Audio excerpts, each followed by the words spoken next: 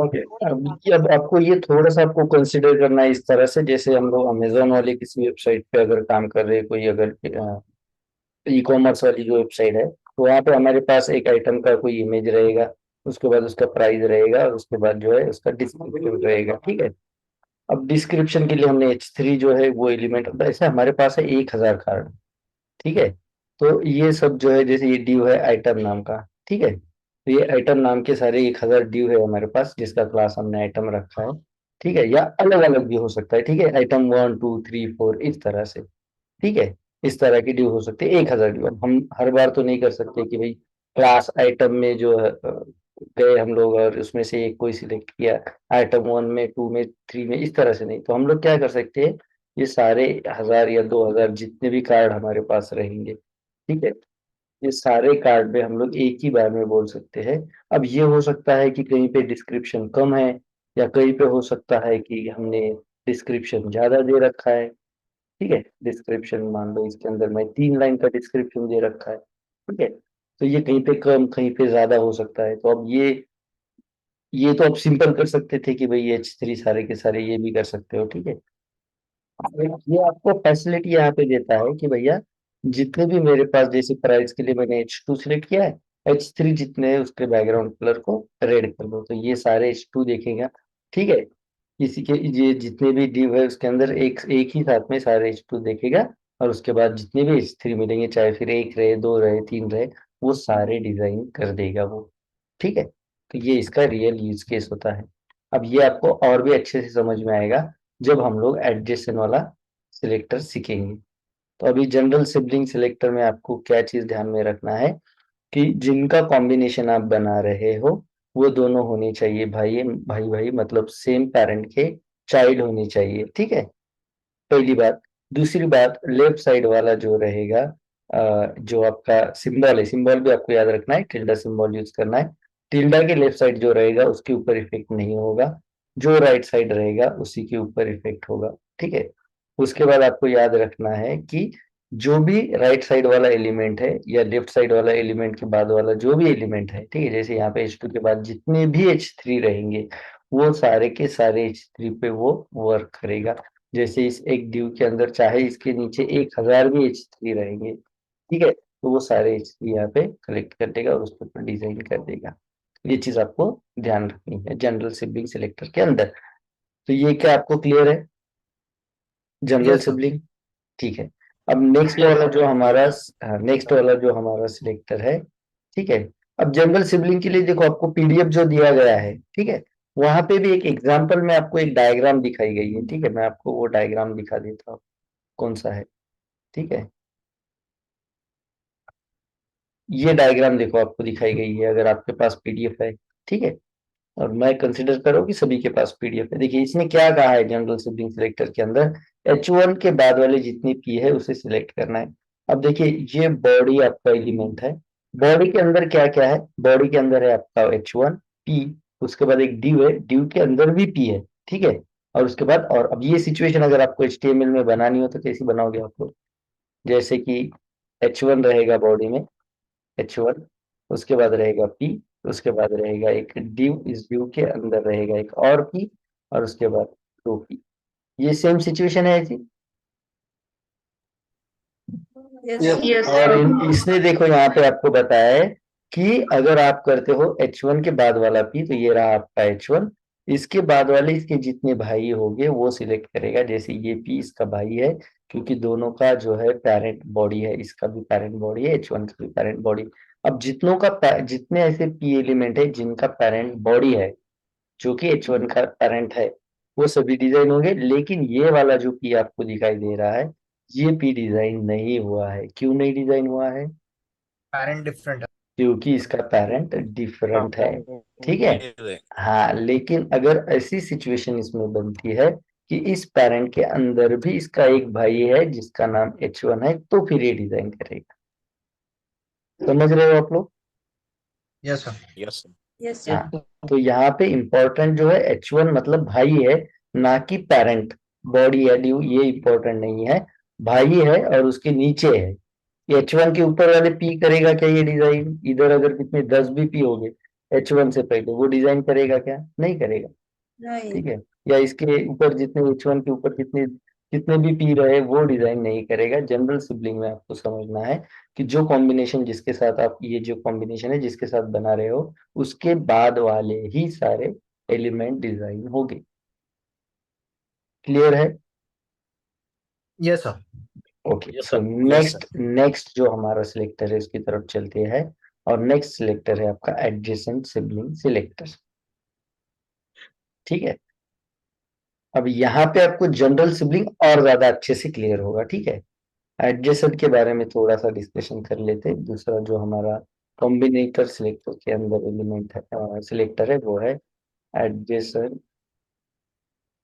Sibling selector. अब ये भी सिबलिंग है, मतलब ये भी कोई ना कोई ऐसा सिलेक्टर है जो भाई रहेगा, जिसका कॉम्बिनेशन वाला एलिमेंट। करेक्ट? तो ये सही है, ये भी अब इसका जो है भाई ही रहेगा, कॉम्बिनेटर वाला जो सिलेक्टर रहेगा, जो एलिमेंट रहेगा दूसरा, भाई भाई ही हो गई है और भाई के ऊपर ही इफेक्ट करेगा। इसके लिए सिंबल कौन सा यूज करेंगे हम लोग? We use symbol for adjacent sibling selector. कौन सा वाला बताइए? प्लस। प्लस वाला। ठीक है, ये वाला आपका रहेगा इसके ऊपर सिंबल। अब ये तो जाहिर है कि ये जो प्लस है, प्लस प्लस के लेफ्ट साइड वाला क्या रहेगा? नॉन इफेक्टेड रहेगा। करेक्ट? और राइट साइड वाला जो है वो इफेक्टेड रहेगा एलिमेंट। क्लियर है ये चीज? समझ रहे हो ना आप? ये ऑलरेडी हमने ऊपर Yes, डिस्कस sir. किया है। ठीक है, Yes, sir. Yes sir.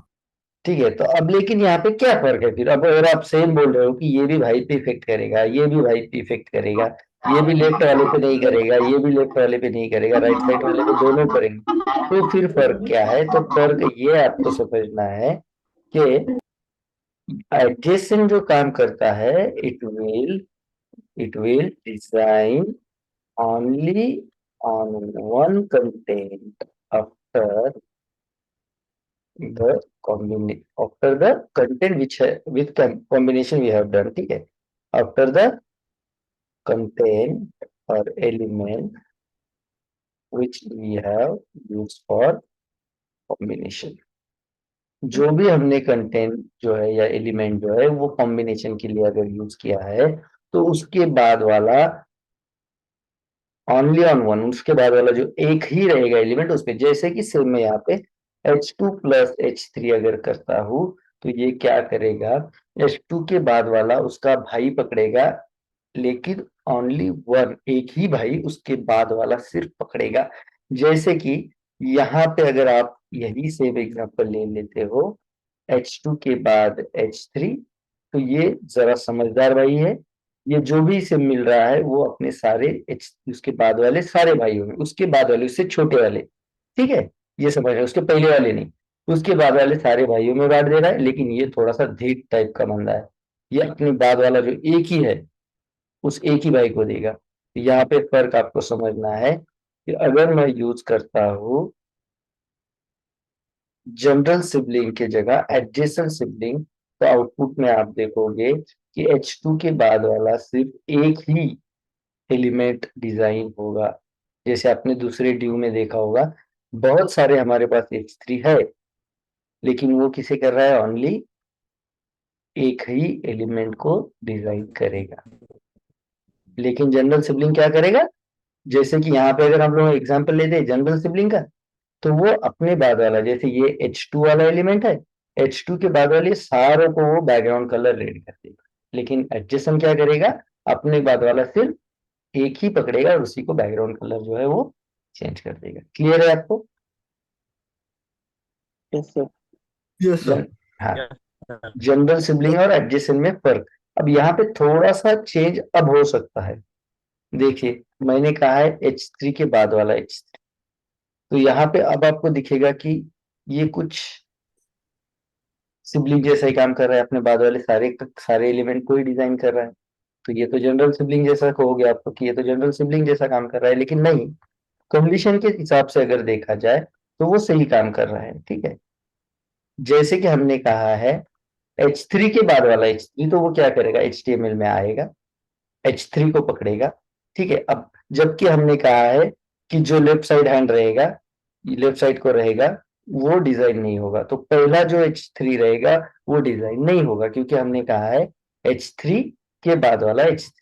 तो ये जो लेफ्ट साइड को है आपके सिंबल के, इसके ऊपर डिजाइन नहीं होगा।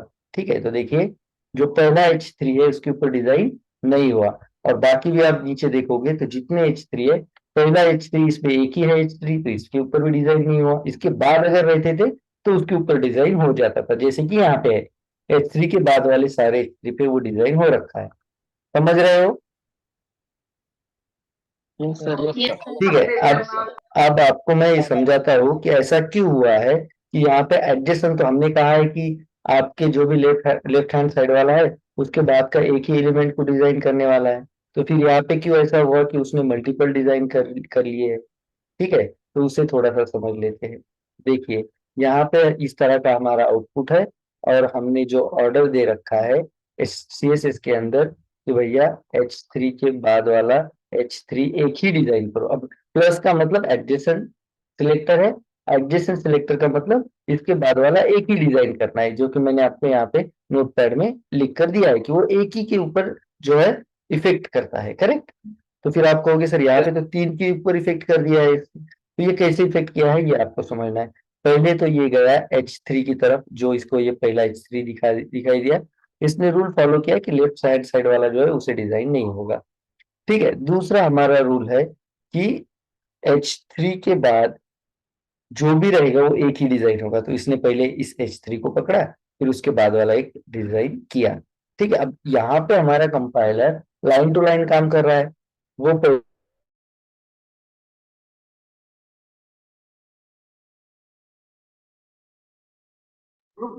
Hello sir. सर आवाज नहीं आता। हेलो हेलो, आवाज आ रही है? आवाज आ रही है? अभी अभी आ रही है आवाज? अब आ रही है। हो सर। आ रही है, ओके, आवाज। ठीक है ठीक है ठीक है ठीक है ठीक है ठीक है। देखिए अब इसे हम लोग एक आराम से समझ लेते हैं। ठीक है, इसे अभी के लिए निकाल देते हैं हम लोग। अब हमें ये चीज समझनी है, हमारा मैं यहाँ पे तीनों चीजों को एक जगह पे रख रहा हूँ, अपना CSS कोड, HTML कोड, ठीक है, और हमारा सिलेक्टर। ठीक है, देखिए हमने सिलेक्टर को यहाँ पे कहा है H3 के बाद वाला, तो ये जाएगा HTML के अंदर। जैसे ये HTML वाला फाइल में मैं यहाँ पे ले लेता हूँ एक डिव। ठीक है, तो ये इस डिव के अंदर गया सिंपली। इस एक ही डिव के बारे में एग्जांपल हम लोग देख लेते हैं।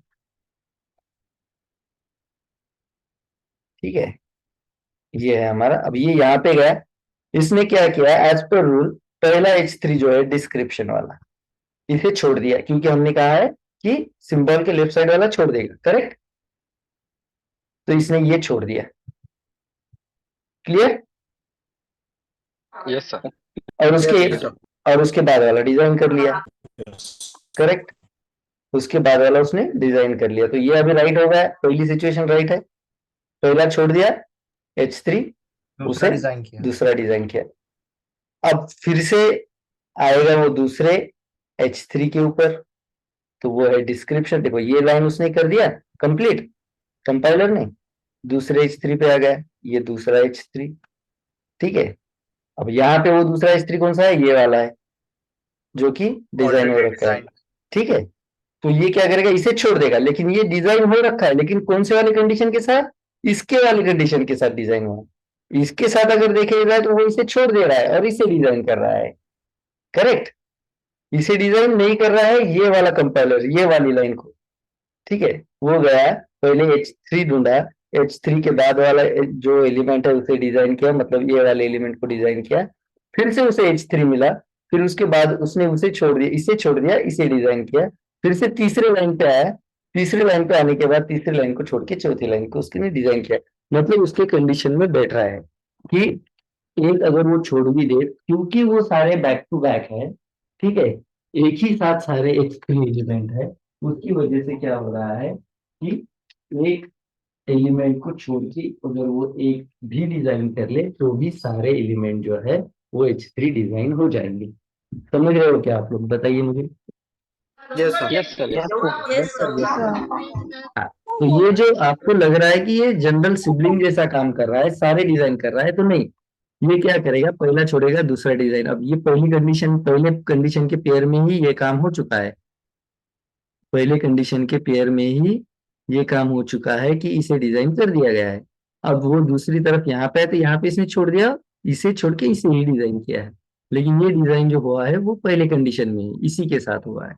फिर वो यहाँ पे आएगा तीसरी वाली लाइन पे, तो ये रही हमारी तीसरी लाइन, इसे छोड़ देगा और इसे डिजाइन करेगा। लेकिन ये डिजाइन ऑलरेडी इसके साथ जो कॉम्बिनेशन हुआ था उसके ऊपर ही ये डिजाइन हो रखा है, इस तरह से वो एक के बाद एक वो डिजाइन करेगा।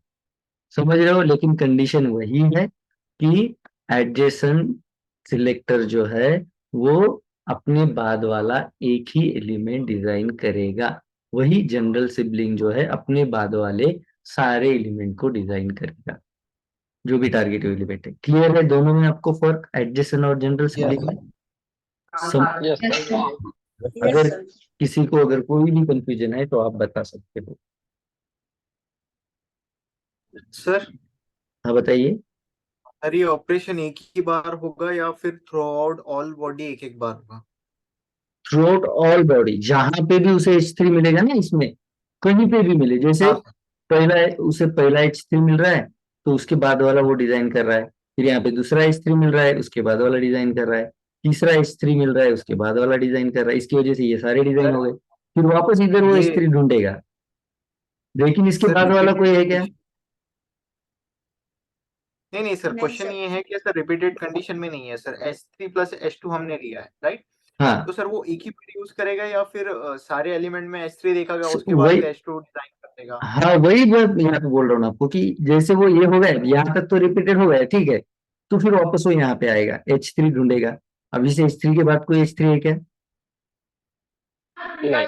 नहीं है। तो हमने कहा है कि उसके बाद वाला H3 डिजाइन करेगा, तो आप अगर आउटपुट में देखो तो इसके बाद वाला H3 ये नहीं, कोई है ही नहीं, तो डिजाइन कहाँ करेगा? फिर से नीचे आएगा, H3 ढूंढेगा, इसके बाद कोई है क्या उसके, उसका भाई नहीं है, नहीं नहीं करेगा। सर।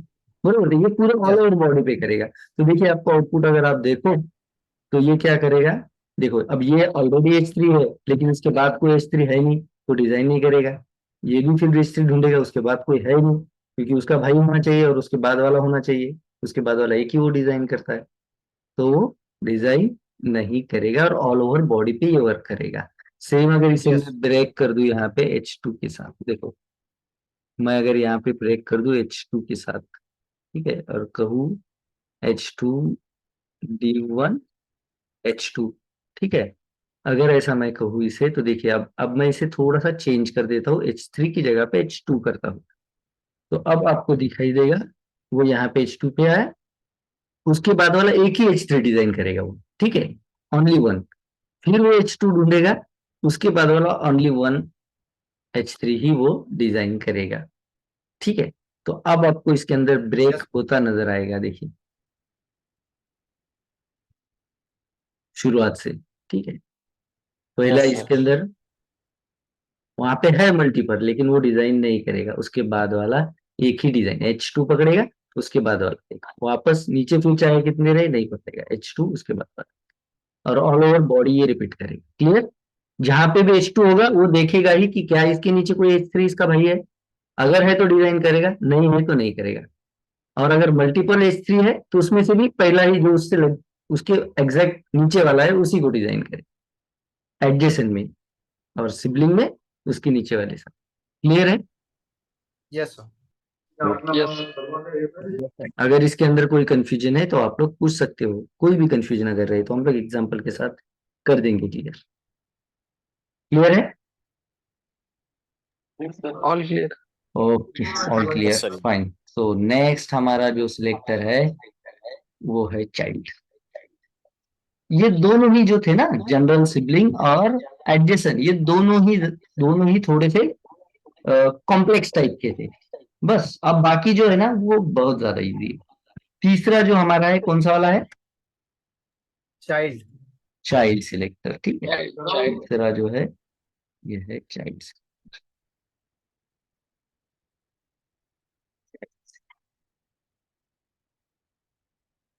अब ये तो सीधा है कि जो पेरेंट कोई रहेगा उसका एक चाइल्ड सिंपली सिलेक्ट कर देगा ये, ठीक है। अब इसके लिए हम कौन सा वाला सिंबल यूज करते हैं? वी यूज सिंबल, बताइए कौन सा सिंबल यूज करते हैं चाइल्ड के लिए? Greater than. तो ये है ग्रेटर देन वाला सिंबल, इसे हम यूज करते हैं। और चाइल्ड सिलेक्टर, ठीक है। और चाइल्ड सिलेक्टर क्या करता है कि सेम पेरेंट, ठीक है, it design the element which are same, एक ही पेरेंट के साथ वाले जितने भी एलिमेंट है वो डिजाइन करेगा।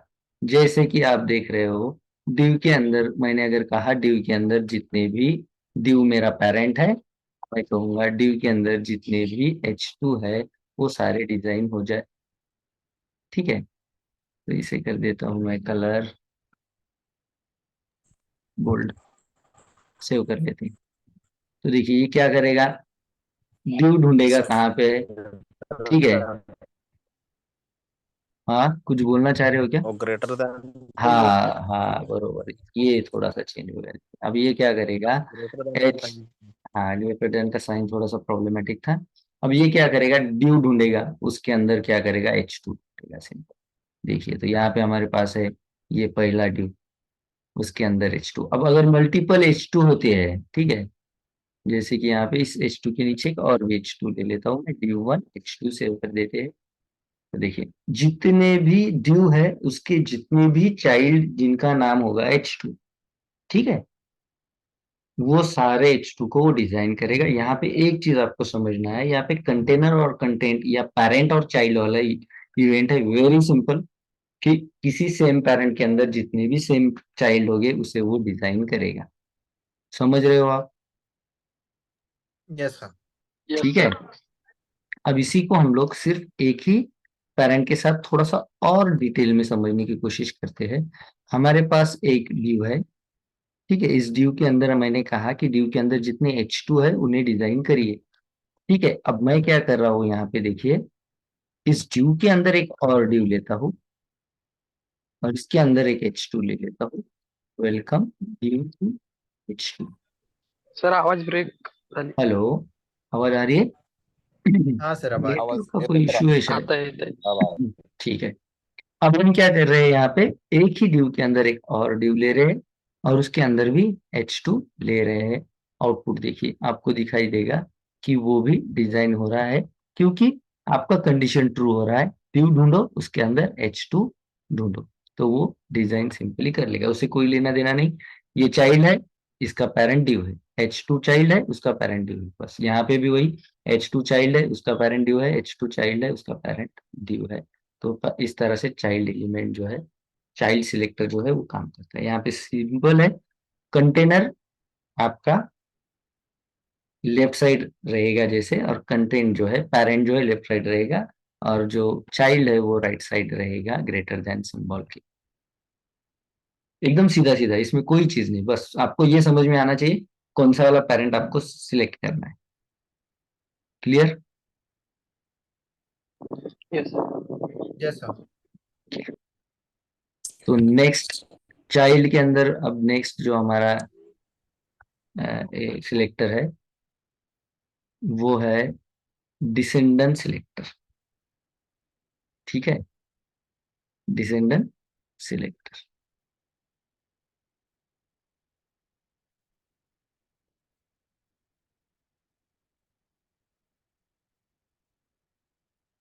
डिसेंडेंट सिलेक्टर किस तरह से काम करता है?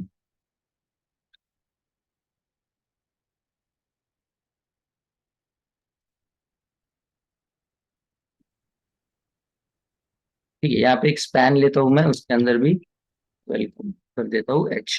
अब देखिए यहाँ पे आपको ये चीज समझनी है कि हमने CSS में कहा है कि ड्यू का जो चाइल्ड H2 रहेगा तो ये एग्जैक्ट चाइल्ड ढूंढेगा, ड्यू ढूंढेगा उसका एग्जैक्ट चाइल्ड H2। अब देखिए इसी सेम ड्यू के अंदर एक और भी H2 है, लेकिन उसका पेरेंट अलग है, लेकिन वो है इसी ड्यू के अंदर। समझ रहे हो आप लोग? Yes sir. इसी ड्यू के अंदर एक और ड्यू है और उसके अंदर क्या है कि H2 एक और भी है। तो अगर मैं यहाँ पे इसे नाम दे देता हूँ, इसे कोई आईडी दे देता हूँ, आईडी ड्यू, या इसे 1 दे देता हूँ। अब 1 के अंदर आपको ये समझना है कि चाइल्ड एक H2 भी है और H2 एक और भी है, लेकिन एग्जैक्ट चाइल्ड इसका नहीं है। अब यहाँ पे आपको चेंज दिखाई देगा डिसेंडेंट सिलेक्टर में और चाइल्ड सिलेक्टर में। अब हम पहले चाइल्ड सिलेक्टर के साथ इसका रिजल्ट देख लेते हैं, ठीक है। ये मैं हटा देता हूँ अभी के लिए, बस एक ही डिव के साथ हम लोग काम करेंगे अभी।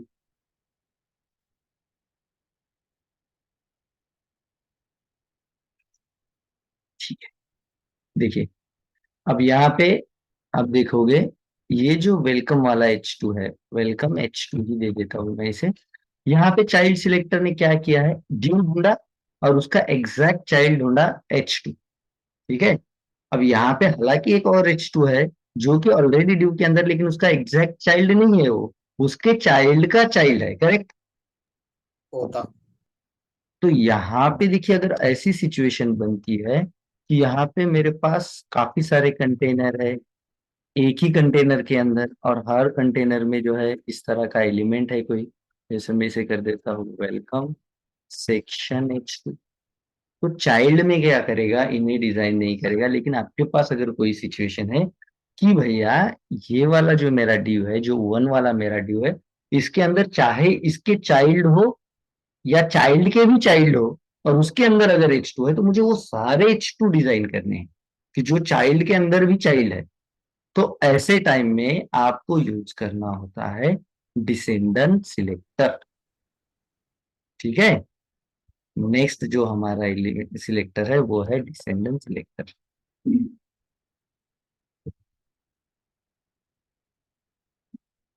टाइपो हो तो जरा इग्नोर कर लेना, ठीक है। डिसेंडेंट सिलेक्टर है हमारा नेक्स्ट इवेंट, जो क्या करता है, वो सिलेक्ट करता है चाइल्ड के भी child. It work as child selector, but it select also the child of child। समझ रहे हो दोनों में फर्क। Yes sir. और इसका सिंबल क्या है, इसे किस चीज के साथ यूज करते हैं हम लोग, यूज दिस सिलेक्टर विथ। अब यहाँ पे स्पेस मैं लिख के नहीं दे सकता आपको ना, तो स्पेस के साथ यूज करते हैं हम लोग। तो यहाँ पे मैं स्पेस लिख देता हूँ, ठीक है, मतलब ऐसे दिखाई नहीं देगा स्पेस आपको। तो ये स्पेस के साथ आपको यूज करना होता है। अब अगर यही आउटपुट आप देखिए जो हमने कहा है चाइल्ड सिलेक्टर के साथ, तो यही पे अगर मैं ग्रेटर देन के अलावा अगर मैं यहाँ पे स्पेस यूज करता हूँ, तो अब आपको चेंजेस दिखाई देगी। सारे H2 सिलेक्ट हो गए, मतलब डिसेंडेंट क्या करेगा, चाइल्ड के चाइल्ड भी सिलेक्ट कर लेगा, उसके अंदर वाले H2 सिलेक्ट कर लेगा, और चाइल्ड क्या करेगा, एग्जैक्ट जो अपना चाइल्ड है उसी को सिलेक्ट करेगा। जैसे मैंने यहाँ पे CSS में ड्यू के चाइल्ड भी H2 जो है वो सिलेक्ट करिए, तो वो सारे करेगा। और मैंने कहा नहीं, ड्यू का जो चाइल्ड है एग्जैक्ट उसी को सिलेक्ट करो। तो यहाँ पे देखिए ड्यू का जो एग्जैक्ट चाइल्ड पहला H2 है उसी को सिलेक्ट। क्लियर है आपको डिसेंडेंट और H2 के अंदर पर। Yes, sir. Yes sir. ठीक है, सर तो ये चाइल्ड में सर एक ही ये करता है क्या सर वो? नहीं नहीं, जितने उसके एग्जैक्ट चाइल्ड हो गए, जैसे कि यहाँ पे देखिए, जैसे मान लो यहाँ पे एक हम लोग P एलिमेंट भी ले लेते हैं, ठीक है। इसे करता हूं मैं 1P, तो इसे भी ले लेगा, ठीक है, क्योंकि वो भी क्या है, चाइल्ड है, ठीक है। जस्ट 1 हमने H2 कहा है ना, H2 कहा है तो H2 ही ले। अब जैसे एक और मैंने कहा है, जिसे मैं 1H2 दे देता हूँ, तो अगर इसका वो एग्जैक्ट चाइल्ड है, देखिए ये दोनों भी क्या है, ये इस पैरेंट के ड्यू के क्या है, एग्जैक्ट चाइल्ड है, करेक्ट। तो इन दोनों पे yes sir, effect yes sir. करेगा वो, ऐसे नहीं कि एक ही पे करेगा, ठीक है। तो वो बस ड्यू ढूंढेगा, उसके चाइल्ड ढूंढेगा। दिख रहा है आपको। ऐसे 10 भी उसके चाइल्ड रहेंगे H2 वाले, तो वो अपने 10 चाइल्ड के ऊपर वो काम करेगा, लेकिन जो उसके अपने सगे है, ये नहीं कि अपने बेटे के बेटे हैं, उनके साथ नहीं वर्क करेगा, ठीक है। इनके साथ नहीं, अगर यही हम लोग करते हैं डिसेंडेंट के साथ, तो ये वर्क करेगा सभी के ऊपर। क्लियर, क्लियर है आपको।